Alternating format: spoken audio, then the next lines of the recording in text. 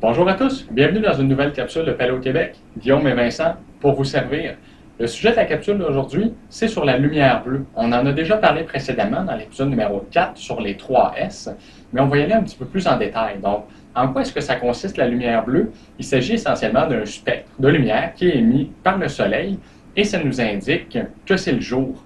Alors, ça nous permet de ne pas tomber endormi parce que notre peau et nos yeux ont des capteurs qui captent la lumière bleue et ça stoppe la sécrétion de mélatonine qui est l'hormone du sommeil.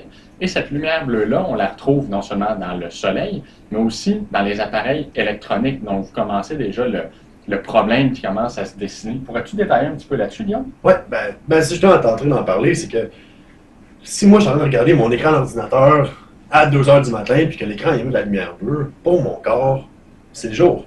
Le message qu'il reçoit, c'est ben là, commence pas à t'endormir, commence pas à produire de mélatonine, commence pas à réduire le cortisol, c'est le jour, t'as pas raison de le faire.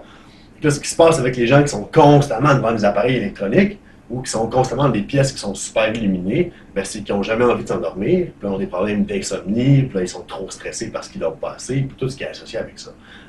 Donc, c'est impératif de réduire notre exposition à la lumière bleue quand le soleil est couché. Pour faire ça, ce qu'on peut faire, c'est soit carrément limiter l'utilisation de l'appareil électronique après une certaine heure. Ouais. Comme on se dit, OK, moi, après 10 heures, le laptop, l'iPhone, la télévision, ça, c'est fini.